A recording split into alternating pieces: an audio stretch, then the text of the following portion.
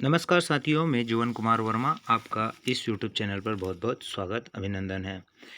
इस वीडियो के माध्यम से हम पी बोर्ड परीक्षा 2020 और 21 कक्षा 12वीं विषय रसायन शास्त्र यानी केमिस्ट्री के पेपर को सॉल्व करेंगे। और इसमें जो समय दिया है वो 3 घंटे दिया है, पूर्णांक है वो 70 नंबर का है। तो चलिए हम इस क्वेश्चन इनको ऑब्जेक्टिव को हल करेंगे। यहाँ पर जो दिया है पहले वाला प्रश्न क्रमांक 1 सही विकल्प चुनिए, और ये है 5 नंबर का। इसमें जो पहला दिया है सीजियम क्लोराइड क्रिस्टल की इकाई कोशिकाओं में उपस्थित सीजियम आयनों की कुल संख्या होती है। 4 ऑप्शन दिए हैं, 1 2 3 4 दिए हैं। तो इसका जो राइट आंसर रहेगा वो पहले वाला रहेगा, अब एक ही होती है। सेकंड दिया है NaCl क्रिस्टल की अंतर आयनिक दूरी होती है। तो इसमें 4 ऑप्शन दिए हैं, तो इसका ब वाला ऑप्शन राइट रहेगा, 1/√2। थर्ड वाला दिया है कोलाइडी कणों का आकार सेंटीमीटर में कितना होता है। 4 ऑप्शंस दिए हैं, लेकिन इसका जो राइट आंसर है वो रहेगा 10⁻⁵ इंटू 10⁻⁷। इसी के बाद जो इसमें अगला जो दिया है फोर्थ वाला objective C6H5NH2Cl and benzene diazonium chloride अभिक्रिया का नाम है। तो इसमें 4 अभिक्रिया दी है, हाफमैन अभिक्रिया, सैंडमेयर अभिक्रिया, बेंजोइन संघनन अभिक्रिया, क्लेनमेंस अपचयन अभिक्रिया। इसका जो राइट आंसर है वो सैंडमेयर अभिक्रिया है। फिफ्थ वाला है रेयान बनाने हेतु प्रयुक्त कार्बोहाइड्रेट्स है। तो ये सेल्यूलोज है, क्योंकि 4 ऑप्शन दिए गए थे, ग्लूकोज, फ्रक्टोज, स्टार्च। तो इससे सेल्यूलोज राइट आंसर है। इसी के बाद हम अगले क्वेश्चन की तरफ बढ़ते हैं, और अगला क्वेश्चन है हमारा रिक्त स्थानों की पूर्ति कीजिए। इसमें जो पहला दिया है शून्य कोटि की अभिक्रिया में दर स्थिरांक की इकाई खालिस्तान होती है। तो वो होती है मोल प्रति लीटर प्रति सेकंड। एक बार पुनः लिख देता हूँ मैं। यहाँ पर होती है उसकी मोल प्रति लीटर प्रति सेकंड। अगला जो दिया है वो है हमारा ब वाला स्वर्ण संख्या रक्षी कोलाइडों की शक्ति को व्यक्त करती है। तो वो करती है उसकी सामर्थ्य को। किसको व्यक्त करती है? सामर्थ्य को। अगला दिया है स वाला रसायनों का राजा रसायन को कहा जाता है। तो इसमें आएगा हमारा इक्वा रेजिया, ये रहेगा, इसको कहा जाता है रसायनों का राजा, किंग्स ऑफ केमिकल। इसी के बाद जो अगला वाला है द वाला संक्रमण श्रेणी प्रथम संक्रमण श्रेणी खालिस्तान धातु के अतिरिक्त से सभी धातु मानक अपचयन विभव E/0 का ऋणात्मक होता है। तो वो होता है हमारा संक्रमण धातुओं का, यानी जो संक्रमण धातु होती है डी ब्लॉक की जो एलिमेंट्स होते हैं डी ब्लॉक, उन्हीं को कहा जाता है, उनका जो ऋणात्मक होता है।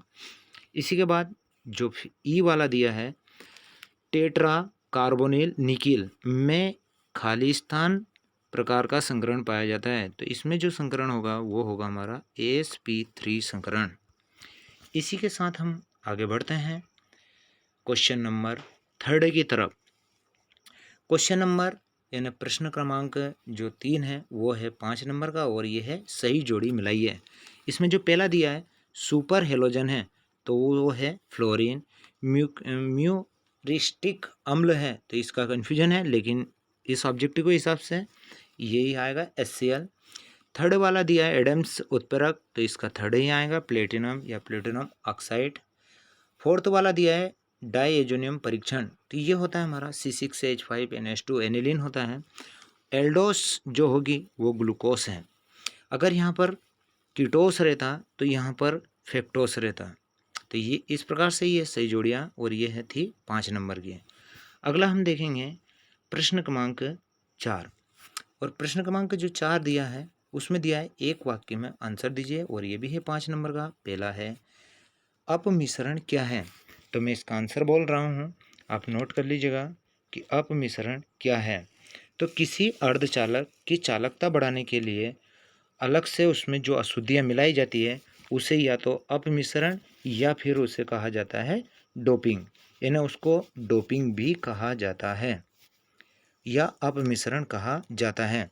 तो मैं पुनः बोल देता हूँ, किसी अर्धचालक की चालकता बढ़ाने के लिए मिलाए जाने वाली अशुद्धियों को डोपिंग या अपमिश्रण कहा जाता है।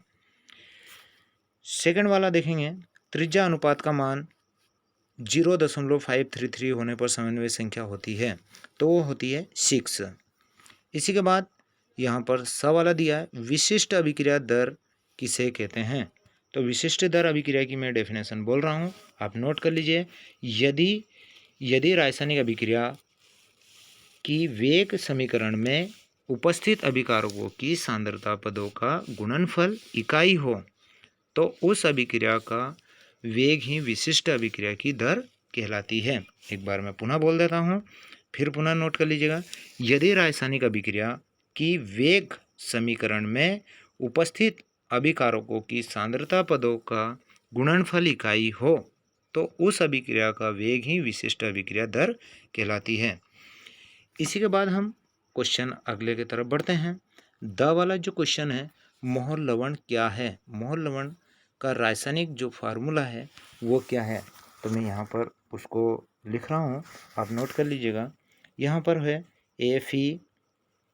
FeSO4 डॉट, यहाँ पर लिखना है हमें NH4 ब्रैकेट SO4 और डॉट लगाना है और ये होगा हमारा 6H2O। तो ये फार्मूला है मोहर लवण का, इसको नोट कर लीजिएगा। अगला हम देखेंगे जो लास्ट वाला है ई वाला, RNA। RNA में पाए जाने वाली उस नाइट्रोजेनिक क्षार का नाम बताइए जो डीएनए में उपस्थित डीएनए में नहीं पाई जाती है, डीएनए में नहीं पाई जाती है। तो इसमें यूरेसिल नहीं पाया जाता है। क्या नहीं पाया जाता है? यूरेसिल। और उसमें ये होता है थाइमिन की जगह पर। किसके स्थान पर होता है? थाइमिन की जगह पर। तो RNA, इसमें जो राइट आंसर रहेगा वो रहेगा हमारा यूरेसिल, क्योंकि ये थाइमिन के स्थान पर पाया जाता है और उसमें पाया जाता है थाइमिन। तो ये थे हमारे ऑब्जेक्टिव क्वेश्चंस जो कि कक्षा 12th है पी बोर्ड में पूछे गए थे। इसी के बाद हम जो क्वेश्चन है 5th नंबर का, हेनरी का नियम और एवं इसके 2 सीमाएं लिखी है। ठंडे प्रदेशों में गाड़ी के रेडिएटर में जल के साथ ग्लाइकॉल का उपयोग क्यों किया जाता है। इन क्वेश्चनों को हम डिटेल में अगले नेक्स्ट वीडियो में आपको हल कर बताएंगे। तो इन सारे क्वेश्चनों को आप एक बार अध्ययन कर देख लीजिएगा। और मैं आपको पुनः बता दूं, आप सभी इन क्वेश्चनों को घर पर हल करने की कोशिश करिएगा, क्योंकि ये जो पेपर्स हो रहे हैं पी बोर्ड के, ये कोविड-19 को कारण घर पर ओपन बुक सिस्टम से पी बोर्ड की परीक्षाएं हो रही हैं। आप इन क्वेश्चनों को मन से या बिना देखे हल करने की कोशिश करें ताकि हमें बोर्ड एग्ज़ाम में इनका बेनिफिट्स मिल सके। इसी के साथ जय हिंद, जय भारत।